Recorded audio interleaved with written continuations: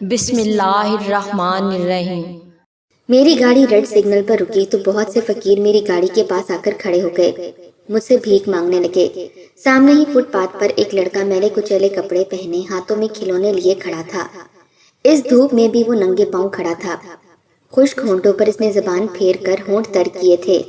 میں نے اس کی نظروں کا تعاقب کیا تو سامنے جوس کی دکان کو وہ دیکھ رہا تھا، شاید اسے پیاس لگی تھی۔ میری گاڑی کے سامنے کھڑے فقیر پیشہ ورانہ تھے، لیکن سامنے فٹ پاتھ پر کھڑا وہ لڑکا پتہ نہیں کیوں مجھے متاثر کر رہا تھا۔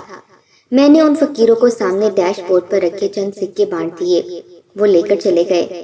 میں نے اس بچے کو اشارہ کر کے اپنی گاڑی کے پاس بلایا، فوراً وہ میری گاڑی کے پاس آیا، کہنے لگا صاحب یہ کھلونے لے جاؤ اپنے بچوں کے لیے، بہت خوش ہوں گے۔ میں نے ایک پھیکی سی مسکراہٹ اپنے چہرے پر سجائی، جیب سے 50 کا نوٹ نکالا۔ میں نے کہا یہ 50 کا نوٹ لو اور سامنے جوس کا ایک گلاس پی لو۔ میری بات سن کر اس نے کچھ حیرت اور تعجب سے مجھے دیکھا تھا، کہنے لگا نہیں صاحب جی بہت شکریہ آپ کا۔ میں نے کہا تمہیں پیاس لگی ہے جا کے جوس پی لو، لیکن اس نے وہ 50 کا نوٹ مجھ سے نہیں لیا، کہنے لگا آپ کو کھلونے چاہیے تو لے لو۔ میں ہنسنے لگا، میں نے کہا میرے بچے اب بڑے ہو گئے ہیں، ان کی عمر ان کھلونوں سے کھیلنے کی نہیں ہے۔ یہ سن کر اس کا چہرہ بجھ سا گیا تھا، چہرے پر آنے والی خوشی کی لہر یکدم مدھم سی پڑ گئی تھی۔ کہنے لگا صاحب کھلونے نہیں لینے تھے تو مجھے کیوں اپنے پاس بلایا؟ میں نے کہا جوس پی لو اتنی گرمی میں کھڑے ہو۔ کہنے لگا اپنی محنت کی کماؤں گا تو اس میں سے پی لوں گا، اور ویسے بھی پیاس تو سادے پانی سے بھی بجھ جاتی ہے، صاحب اس کے لیے 50 روپے کا جوس کیوں لوں؟ کہنے لگا یہ 50 کا نوٹ میری اور بہت سی ضرورتیں پوری کر دے گا۔ یہ کہہ کر وہ وہاں سے چلا گیا۔ میں حیران تھا کہ اس نے مجھ سے 50 کا نوٹ کیوں نہیں لیا، ضرورت مند تھا، چاہتا تو پیسے لے لیتا، جوس نہ بھی پیتا، سادہ پانی پی لیتا، لیکن پیسے تو اس کے کام آتے۔ اس بچے نے نہ جانے کیوں مجھے حیران کیا تھا۔ ریڈ سگنل گرین سگنل میں تبدیل ہو گیا تھا، لیکن میں وہیں کھڑا تھا۔ گاڑیوں کے تیز ہارن نے مجھے ہوش کی دنیا میں لٹایا تھا۔ میں فوراً سے گاڑی سٹارٹ کر کے آگے بڑھ گیا تھا۔ گھر آ کر بھی میرا دھیان اسی بچے کی جانب مبذول تھا۔ جب میں گھر آ رہا تھا تو مجھے شدت سے بھوک لگ رہی تھی، اس لیے فون پر ہی اپنی بیوی سے کہہ چکا تھا کہ کھانا ریڈی کر دینا۔ اس لیے جب میں گھر آیا تو ڈائننگ ٹیبل پر کھانا لگا ہوا تھا۔ میں نے بچوں کو سلام کیا، ہاتھ منہ دھویا اور ڈائننگ ٹیبل پر آ کر بیٹھ گیا۔ میری بیوی نے کھانے کے ساتھ شامی کباب اور مچھلی بھی فرائی کی تھی۔ فوراً سے ٹھنڈا گلاس پانی میرے سامنے رکھا۔ جیسے ہی میں پانی پینے لگا اس لڑکے کا چہرہ میری آنکھوں کے سامنے گھومنے لگا، اس کے خشک ہونٹ، اس کے ننگے پاؤں، لیکن چہرے پر خودداری کی چمک۔ اس لڑکے نے مجھے بہت متاثر کیا تھا، میں نہیں جانتا کیوں، لیکن میں رغبت سے کھانا نہیں کھا پایا۔ اگلے روز میری ملاقات اس لڑکے سے پھر سے ہو گئی۔ اس بار چند نوجوان اس سے لڑ رہے تھے اور بحث کر رہے تھے۔ میں نے گاڑی ایک سائڈ پر لگائی اور گاڑی سے اتر گیا۔ جب ان کے پاس آیا تو وہ نوجوان اس لڑکے کا گریبان پکڑ کر جھنجھوڑ رہے تھے۔ وہ کہنے لگا میں نے کہہ جو دیا ہے کہ میں نے کوئی چوری نہیں کی۔ نوجوان کہنے لگے کہ تم ہی ہمارے پاس کھڑے تھے، سچ سچ بتاؤ ہمارا بٹوا تم نے کہاں چھپایا ہے؟ میں نوجوانوں کے پاس گیا، میں نے کہا شرم نہیں آتی، چھوٹے سے بچے کو دیکھ کر اس پر الزام لگا رہے ہو؟ ان لڑکوں نے اس کے کھلونوں کا شاپر بھی اس کے ہاتھ سے چھین لیا تھا۔ کہنے لگے آپ کو نہیں پتا یہ چور ہے، یہی ہمارے بالکل برابر میں کھڑا تھا اور اب میں نے دیکھا تو میرا بٹوا غائب ہے۔ نوجوان نہایت غصے میں تھا۔ میں نے کہا تم کیسے کہہ سکتے ہو کہ اس بچے نے ہی تمہارا بٹوا چوری کیا ہے؟ کہنے لگا کہ وہ میرے برابر میں کھڑا تھا۔ وہ لڑکا کہنے لگا کہ میں سچ کہہ رہا ہوں، میں نے کوئی چوری نہیں کی، میں نہیں جانتا کہ ان کا بٹوا کہاں ہے، میں تو ویسے ہی یہاں کھڑا تھا کھلونے بیچنے کے لیے۔ میری ماں نے مجھے محنت کرنا سکھایا ہے، چوری کرنا نہیں سکھایا۔ میں مر کر بھی کبھی کسی کا پیسہ چوری کر کے اپنی جیب میں نہیں ڈال سکتا۔ چوری کرنی ہوتی تو میں بھیک مانگ رہا ہوتا، کھلونے لے کر ایک ایک گاڑی کے پاس جا کر اسے بیچنے کی کوشش نہ کرتا۔ نوجوان کہنے لگے چور ایسی ہی باتیں کرتے ہیں، کون سا ایسا چور ہے جو خود اعتراف کرتا ہے کہ میں نے چوری کی ہے؟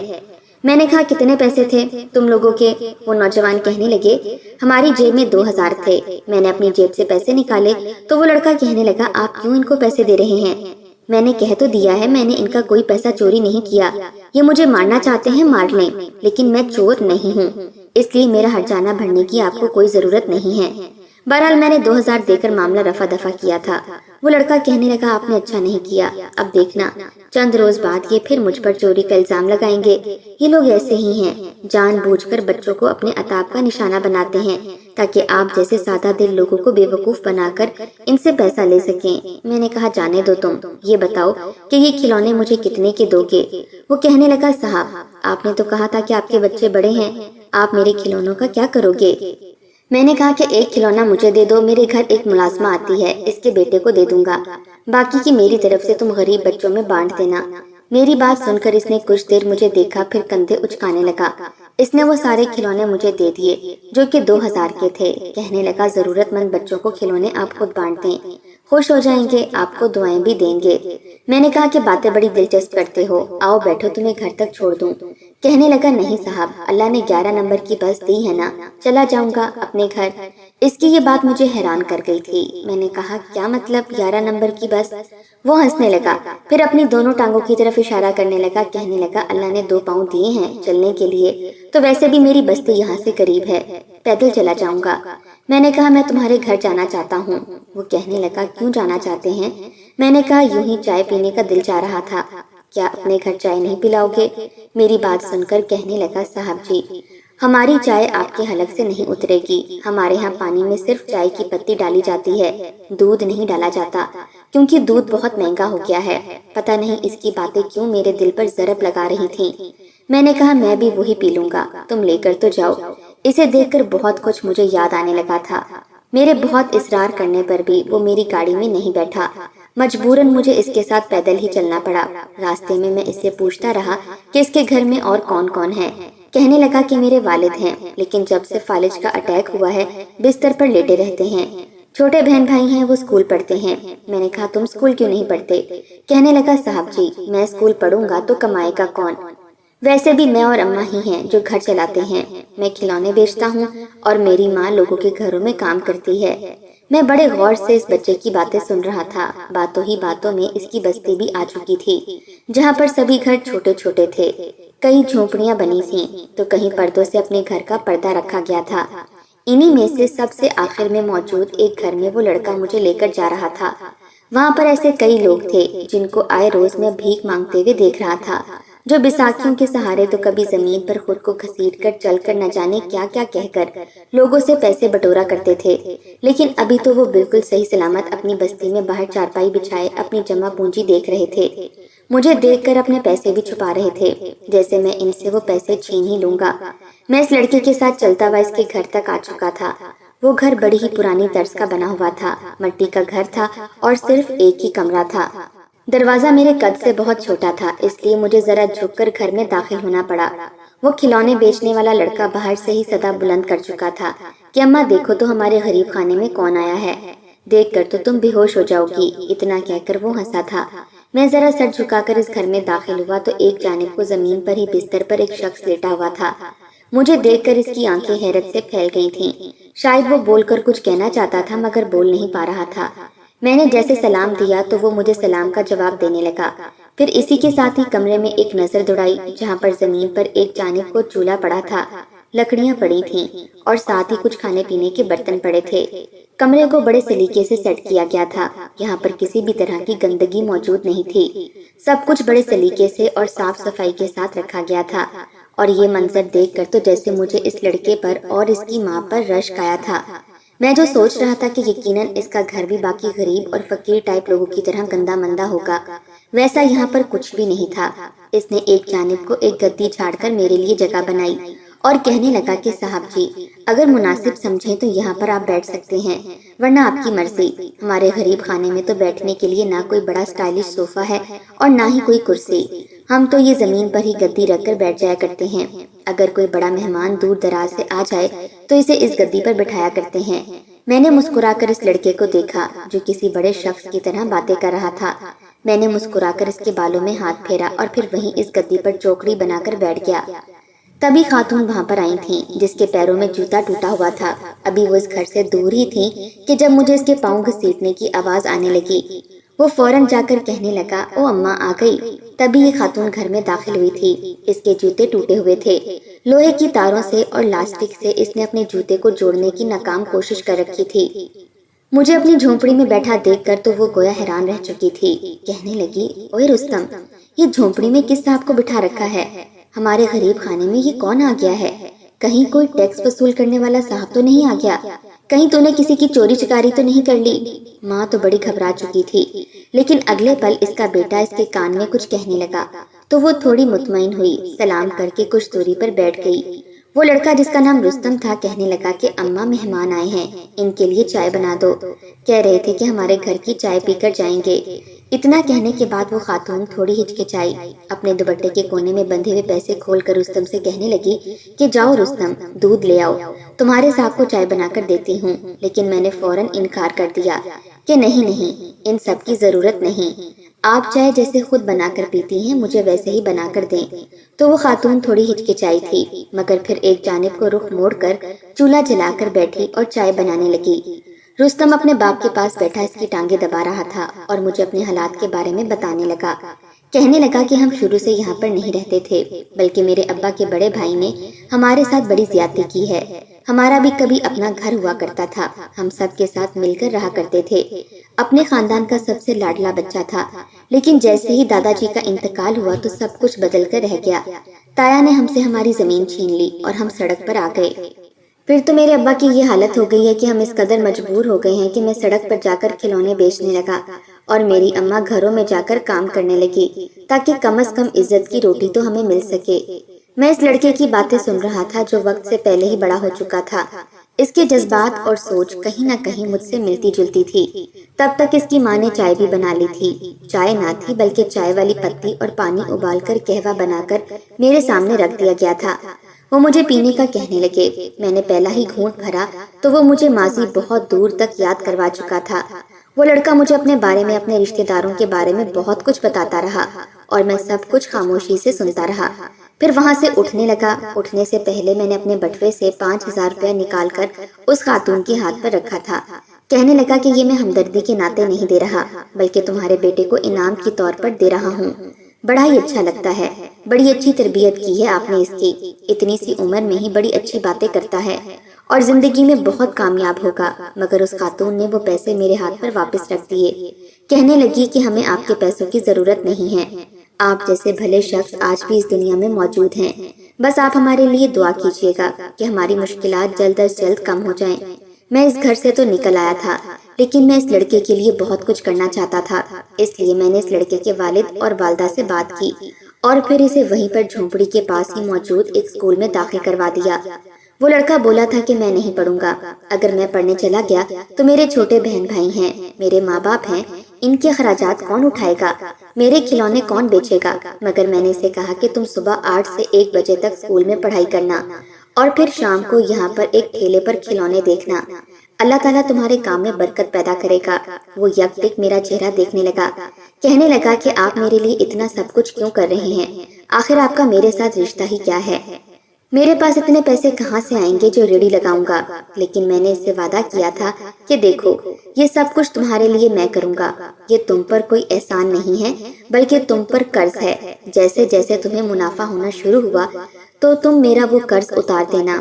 یہ سن کر وہ لڑکا خوش ہو چکا تھا۔ اس کی ماں مجھے پھر سے دعائیں دینے لگی، میرے بچوں کو دعائیں دینے لگی۔ میں وہاں سے واپس آ چکا تھا۔ اگلے ہی روز میں نے سب سے پہلے تو اس لڑکے کا اور اس کے چھوٹے بہن بھائیوں کا اسکول میں ایڈمیشن کروایا اور پھر اس لڑکے کو ایک خوبصورت سا کھلونوں سے بھرا ہوا ٹھیلا بھی خرید کر دیا، جسے دیکھ کر اس کی آنکھوں میں ایک عجیب سی چمک ابھری تھی، بالکل میری طرح، جیسے ایک عمر کو پہنچ کر میں نے بھی کئی خواب دیکھے تھے۔ ایک لڑکے کو اس کی منزل کی جانب گامزن کر کے میں واپس گھر لوٹا تھا۔ ماضی کی دریچے میرے ذہن میں کھلنے لگے تھے، مجھے بہت کچھ یاد آنے لگا تھا۔ میں صرف اور صرف 10 سال کا تھا جب میرے والد کی وفات ہو چکی تھی۔ والد کی وفات ہونے کے بعد تو جیسے ہم پر ظلم و ستم کے پہاڑ ٹوٹ پڑے تھے۔ پورے خاندان والوں نے ہم سے لا تعلقی کا اظہار کر دیا تھا۔ میری دادی اس بات پر بضد تھی کہ وہ میری والدہ کی شادی میرے چاچا سے کروا دیں۔ چاچا بڑا ظالم تھا۔ اس سے پہلے وہ اپنی 3 بیویوں کو مار مار کر قتل کر چکے تھے، یا پھر وہ چاچا کو چھوڑ کر ہی بھاگ چکی تھیں۔ کہیں نہ کہیں بری عادات کے بھی مالک تھے۔ میری والدہ نے بالکل انکار کر دیا تھا کہ وہ ساری زندگی اپنے شوہر کے نام پر ہی بیٹھیں گی۔ میرے والد سے بہت محبت کرتی تھیں، کسی اور کے بارے میں سوچ بھی نہیں سکتی تھیں۔ پھر میں بھی 10 سال کا تھا۔ کبھی نہ کبھی میں نے بھی تو بڑا ہونا تھا، اپنی ماں کا سہارا بننا تھا، مگر دادی بضد تھیں۔ پھر ایک رات چاچا نے اپنی حدود پھلانگنے کی کوشش کی تو میری ماں نے چاچا کو تھپڑ مار دیا، اور تھپڑ کا بدلہ لینے کے لیے چند ہی روز میں پورے خاندان میں چاچا نے میری اماں کے کردار کو تار تار کر دیا۔ ان پر ایسے ایسے الزامات لگائے کہ میری والدہ کو ہارٹ اٹیک آ گیا۔ وہ دل کے مرض میں مبتلا ہو گئیں۔ جو کچھ بھی تھا، میں بچہ تھا مگر اچھا برا سب کچھ سمجھتا تھا۔ حالات نے مجھے پہلے ہی بڑا کر دیا تھا۔ میں اس سے پہلے ہی فیصلہ لینے کے قابل ہو چکا تھا۔ میں نے اپنی والدہ کا ہاتھ پکڑا اور کہا کہ ہم اب اس گھر میں نہیں رہیں گے۔ امی کی میکے میں بھی کوئی نہیں تھا۔ وہ اپنے ماں باپ کی اکلوتی تھیں، اور ان کے ماں باپ اب وفات پا چکے تھے۔ میرے نانا نانی جس گھر میں رہتے تھے، میں اور امی وہیں جا کر رہنے لگے۔ وہ گھر بھی بہت چھوٹا سا تھا، کئی سالوں سے اس کی مرمت نہیں ہوئی تھی، جس کی وجہ سے کافی ٹوٹ پھوٹ کا شکار تھا۔ چھت بھی ٹپکتی تھی۔ لوگوں کو جب پتا چلا کہ میری جوان جہاں ماں بیوہ ہو گئی ہے تو لوگ صدقے اور فطرانے کے پیسے دینے کے لیے ہمارے گھر آئے تھے، مگر میں نے سب کچھ واپس لوٹا دیا تھا۔ میں نے کہہ دیا کہ میں زندہ ہوں، خبردار جو کسی نے میری ماں کو اس طرح کی کوئی بھی رقم دینے کی کوشش کی، میں اپنی ماں کا بیٹا ان کے سارے خرچے اٹھا لوں گا۔ ہم کسی کے صدقوں اور فطرانے کے محتاج نہیں ہیں۔ چھوٹی سی عمر میں ہی میری بات سن کر میری والدہ حیران تھیں۔ میں نے ایک سرکاری اسکول میں پڑھائی کرنا شروع کر دی تھی۔ پڑھائی کرنے کے بعد جب میں واپس آتا تو شام کی اخبار بیچنے کے لیے نکل جایا کرتا، ساتھ ساتھ اخبار بیچا کرتا اور ہوٹل پر میز بھی صاف کر دیا کرتا تھا۔ میری والدہ سلائی کڑھائی جانتی تھی، انہوں نے گھر کے کپڑے سلائی کرنا شروع کر دیے اور ہم ماں بیٹا اپنا گزارا کرنے لگے تھے۔ جیسے جیسے بڑا ہوا، میں پڑھائی میں بھی بہت اچھا تھا، اس لیے میں نے اپنے گھر میں ہی بچوں کو ٹیوشن پڑھانا شروع کر دی تھی۔ اپنی پڑھائی بھی جاری رکھی اور بچوں کو بھی ٹیوشن پڑھانے لگا۔ پھر اسی کے ساتھ ہی شام کو میں ایک ہوٹل میں چلا جایا کرتا اور وہاں پر رات 12 بجے تک ویٹر کا کام بھی سر انجام دیا کرتا تھا۔ وہ وقت بھی آ گیا جب میں نے MBA کر لیا اور ایک کمپنی میں میری اچھی خاصی نوکری لگ گئی۔ میری والدہ بہت خوش تھیں۔ اس دن میری زندگی کا سب سے اچھا دن تھا جب میں نے اپنا گھر لے کر اس کی چابی اپنی ماں کو دی تھی۔ ہمارے صبر اور محنت کا پھل مل چکا تھا۔ میری والدہ نے میرے لیے ایک اچھی سی لڑکی دیکھ کر میری اس کے ساتھ شادی کروا دی اور اللہ تعالیٰ نے مجھے 2 بیٹوں سے بھی نوازا۔ ان دونوں بیٹوں کو بھی میں صبر اور محنت کی ہی تلقین کرتا ہوں۔ آج جس مقام پر میں موجود ہوں، میرے پاس پیسہ بھی بہت ہے اور کسی چیز کی کوئی کمی نہیں ہے۔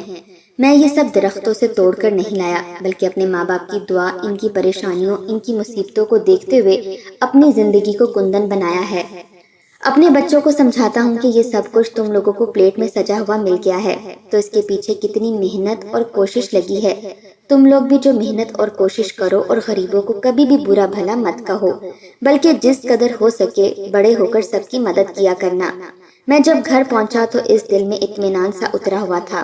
وہ کھلونا جو میں اس حوالے سے لے کر آیا تھا، میرے بچوں نے وہ کھلونے دیکھے، پہلے تو مسکرائے کہ ابا ہم تو بڑے ہو گئے ہیں، ان کھلونوں سے ہم کہاں کھیلتے ہیں، لیکن پھر خود ہی سوچ کر کہنے لگے کہ ابا ہمارے گھر سے کچھ ہی دوری پر کچھ غریب بچے موجود ہیں، ان کے پاس تو کھیلنے کے لیے نہ ہی کھلونے ہیں اور نہ ہی پہننے کے لیے اچھے کپڑے ہیں، کیوں نہ ہم اس مرتبہ ان بچوں کے لیے نئے کپڑے اور کھلونے لے کر جا کر انہیں دے دیں، بچے خوش ہو جائیں گے۔ اپنے بچوں کے منہ سے یہ سن کر مجھے بے ساختہ اپنی بیوی پر فخر محسوس ہوا، جس نے اپنی ساس کی باتوں پر پورا عمل کیا تھا اور میرے بچوں کی تربیت بالکل ویسے ہی کی تھی جیسے میں نے چاہا تھا۔ بے شک وقت بدلتے دیر نہیں لگتی، آج میرا دن تھا تو کل کسی اور کا ہوگا، بس ہمیں تو لگن جاری رکھنی چاہیے، کسی کے سامنے ہاتھ نہیں پھیلانا چاہیے، اپنی حد میں رہ کر اپنے رب سے ہی مدد کی اپیل کرنی چاہیے، ہمارا رب بس اسی سے چاہے نواز دے۔ ہماری ویڈیوز اگر آپ کو پسند آ رہی ہیں تو ضرور لائک کیجئے، اور اگر آپ نے ہمارا چینل سبسکرائب نہیں کیا تو ضرور کیجئے، اس کے ساتھ ساتھ بیل آئیکن پر بھی لازمی کلک کیجئے تاکہ ہماری ہر آنے والی ویڈیو آپ تک پر وقت پہنچ سکے۔ اللہ حافظ۔